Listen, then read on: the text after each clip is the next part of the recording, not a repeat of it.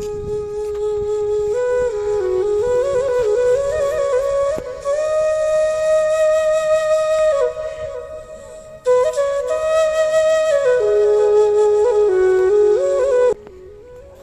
বন্ধুরা, কিছু প্রাকৃতিক দৃশ্য আজকে আপনাদের দেখাবো। দেখুন, নদীটা বয়ে চলেছে ঠিক প্রাকৃতিক নিয়মে।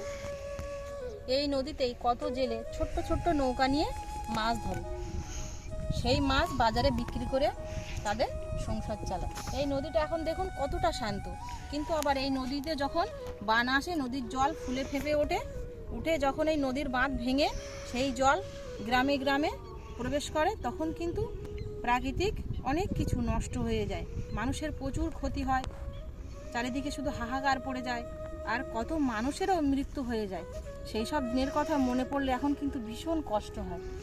আমাদের এই নদীর বাঁধ অনেকবার ভেঙে গেছে, ভেঙে গিয়ে কত গ্রামে অনেক ক্ষতি হয়েছে। আর এবছর সরকার থেকে দায়িত্ব নিয়ে আমাদের এই বাঁধ সংস্কারের কাজ চলছে। দেখুন ওই সাইডটায় ওই যে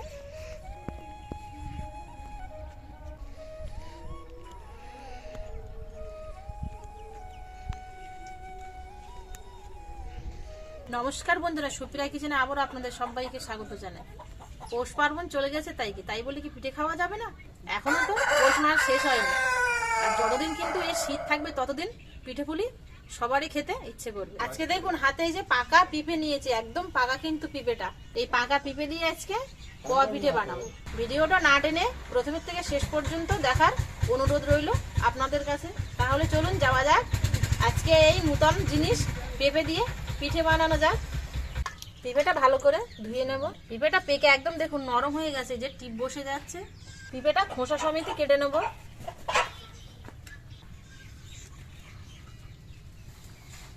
এই পিঁপে ভীষণ বড় জাতের পিঁপে।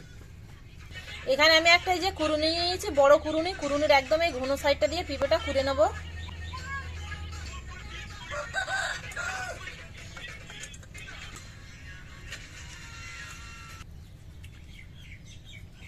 একটা পিঁপে কুড়ে নিয়েছি, দেখুন কতটা শাঁস বেরিয়েছে, অনেকটা হবে।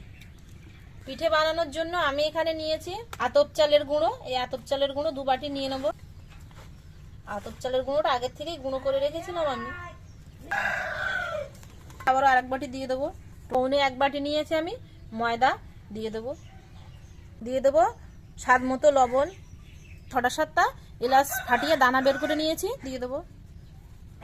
আর দিয়ে দেবো 1 বাটি গুঁড়ো চিনি। আপনারা চাইলে চিনিটা কিন্তু আস্তেও দিতে পারেন।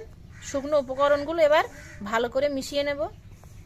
এবার এখানে যে আমি পিঁপের এই যে শাঁসটা রেখেছিলাম, এই শাঁসটা এর মধ্যে দিয়ে দেব।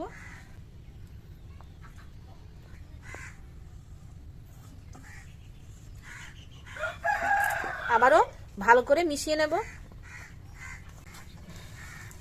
আমি পিঁপেটা গ্রেট করে নিয়েছি, আপনারা চাইলে কিন্তু মিক্সারে পেস্ট করে নিতে পারেন।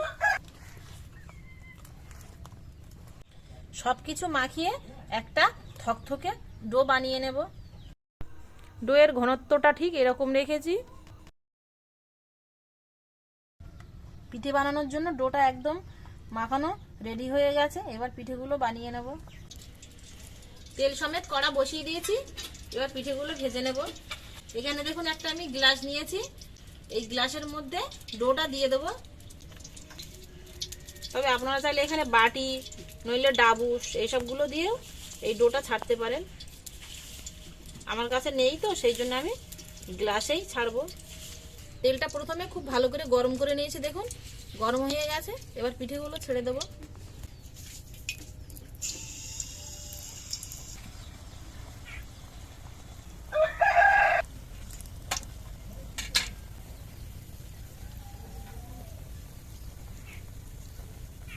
পিঁপের পিঠে দেখুন কত সুন্দর ফুলে উঠেছে।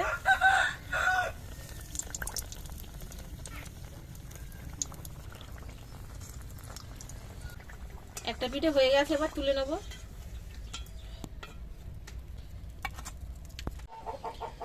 উনুনের জালটা দেখুন একদম এরকম লোতে রেখেই আমি পিঠেগুলো ভাজছি।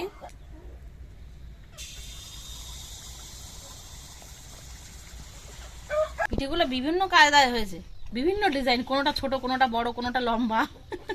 এটা তো চপের মতো হয়ে গেছে।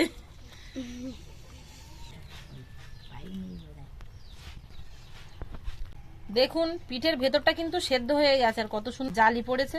দেখুন এই সাইডটা, এই সাইডটাও দেখুন কত সুন্দর জালি পড়েছে।